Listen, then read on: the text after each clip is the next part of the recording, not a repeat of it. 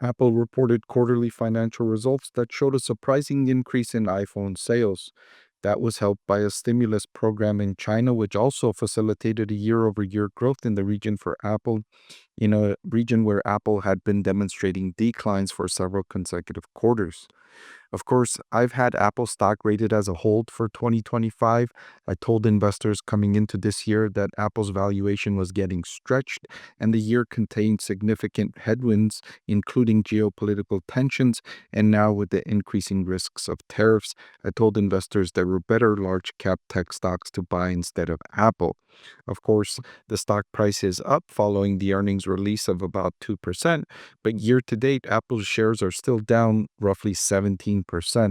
So that hold recommendation, or that not to buy recommendation, has been working really well considering the stock market overall has performed really well. Excluding Apple and Tesla, the Magnificent Seven stocks are also performing very well. In fact, Apple and Tesla coming into the year were the two stocks I said not to buy, the two Mag 7 stocks I said not to buy. Apple, I had a hold rating on for 2025. Tesla, I had a sell rating on for 2025. And I recently upgraded the stock to a hold after the stock price had crashed by more than 40%. So in this video, I'm going to review Apple's results and update my recommendation and let you know if I think the stock is a buy now that they've kind of reinvigorated revenue growth here on the top line. I want to thank the Motley Fool for sponsoring this video. Visit fool.com/Parkev for the 10 best stocks to buy now. So in the 3 months that ended June 28, 2025, Apple reported total net sales of $94 billion. That was up from $86 billion in the same quarter last year. This is the fastest rate of revenue growth for Apple in several quarters. I think several years now. Apple had been struggling to generate revenue growth, so this was a welcome sign for Apple stock investors. Operating income increased to $28.2 billion, up from $25.3 billion in the same quarter last year. Notably, operating income increased by less than total net sales increased. You could see here, total net sales were up by over 8 billion, from 86 billion to 94 billion, while operating income was up by less than 3 billion.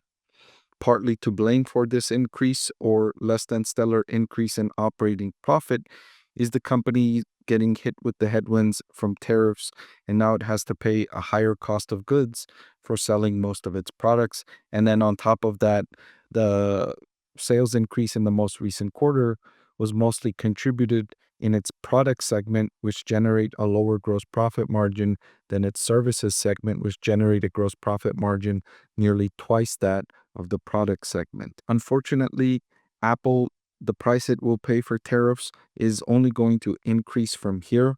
Apple, its manufacturing supply chain is concentrated in China, where it faces the largest of any trading partner in terms of the rate of tariffs, averaging between 50 and 55%, and it could be higher depending on the product category.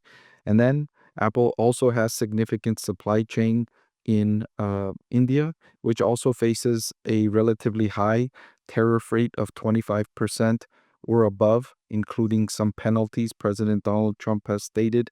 And President Donald Trump also stated that it wasn't happy with Apple's strategy.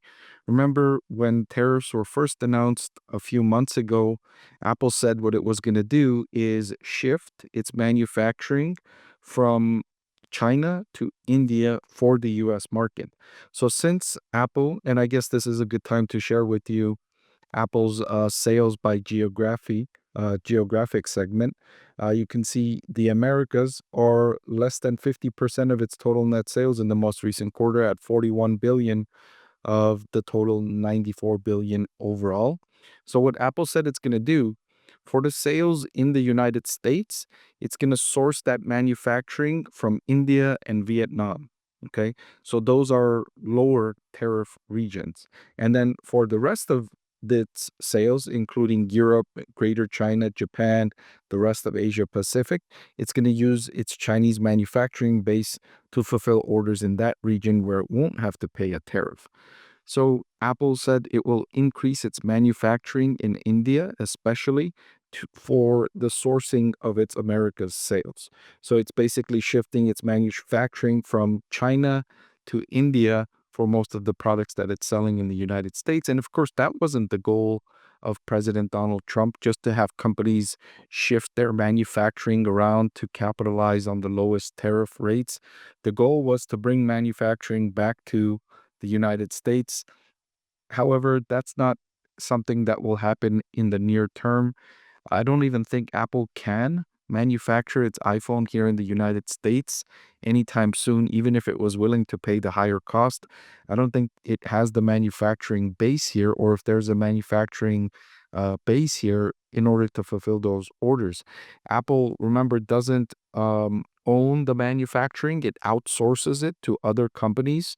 And so it doesn't have the manufacturing here. The other companies don't have that manufacturing supply chain here. It would take a long time to build that, maybe a year, maybe longer to build that manufacturing here in the US.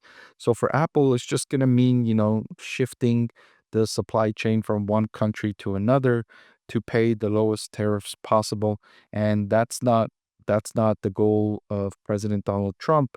So that's a risk here for Apple stock investors because they can continue to be under attack from a president who doesn't like companies that are importing products from outside the US, doesn't like companies that are not manufacturing in the United States. So that's a risk for Apple stock investors. The good news was that sales in Greater China increased. They had been falling for several consecutive quarters, but this was a quarter of increase to 15.4 billion, up from 14.7 billion. But remember, China rolled out a stimulus program for people to buy new smartphones in the region, and that helped Apple's sales in the region, but barely. So imagine without that stimulus, Apple's sales in the region would have likely continued to decline. iPhone sales increased to 44.6 billion, up from 39.3 billion. Apple's management team has been saying that, especially the CEO has been saying that in the regions where they rolled out their new artificial intelligence features, it facilitated the upgrades of new iPhones. And the iPhone 16 has experienced better upgrades percentages compared to the iPhone 15 family.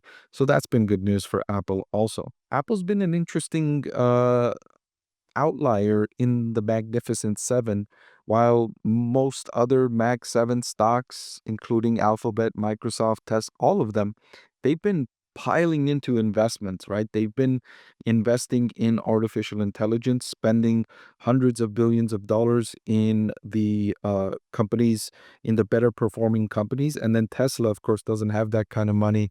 Its valuation has just soared because of how excited investors are, and it doesn't really have that kind of performance to spend that kind of money. Even Tesla's been investing billions of dollars in developing artificial intelligence and increasing its asset base. Nearly all of those companies are increasing their asset base significantly. While Apple, it's actually decreasing its asset base, spending billions and billions of dollars on dividends and share buybacks, and now its total assets are down from 365 billion down to 331.5 billion. And this can be a good thing when companies don't have or they don't see effective areas to invest. Returning capital to shareholders can be an effective means for capital allocation. But you'd prefer a company find ways to invest and generate growth. Apple hasn't been able to over recent years.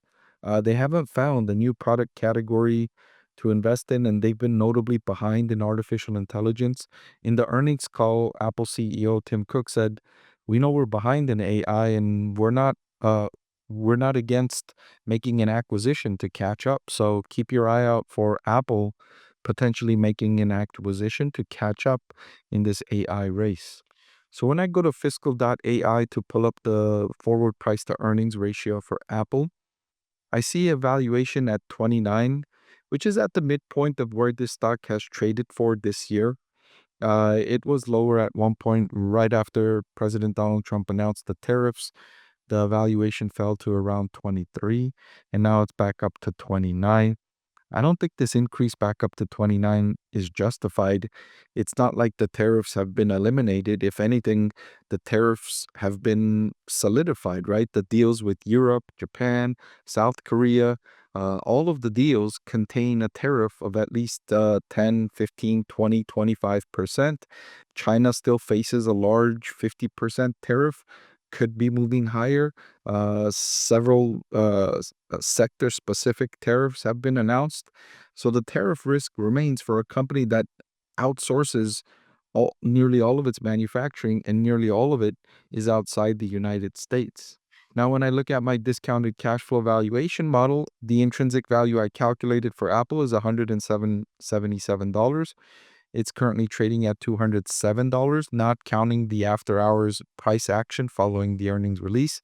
So the stock looks, I would say, fairly valued to slightly overvalued when looking at my intrinsic value calculation. And when looking at the price to earnings calculation, the forward PE calculation, it looks slightly overvalued as well, considering the near-term prospects and the near-term risks. So I mentioned that coming into this earnings release, I had Apple stock rated as a hold. I told investors I would not be buying this stock. And after the earnings release, I come out with the same impression. I'm a little bit more positive about Apple given the increase in iPhone sales, given the increase in sales in China. Even though it was due to stimulus, I'm still happy that the company generated growth in the region. But still, I don't like this valuation in the near term for this stock right now. Longer term, I think Apple will be okay. Investors who buy Apple stock and hold it for 20 years, I think we'll see the share price improve meaningfully. But in the near term, I think there are many other tech stocks that are better suited in the current environment than Apple. So I'm going to maintain my hold rating for Apple stock. Hey everyone, so many of you have been asking about my investing strategy, and I'm excited to announce that I've written a book that's available for sale now that describes my 6-step investing framework for evaluating stocks. I've added the link in the description below.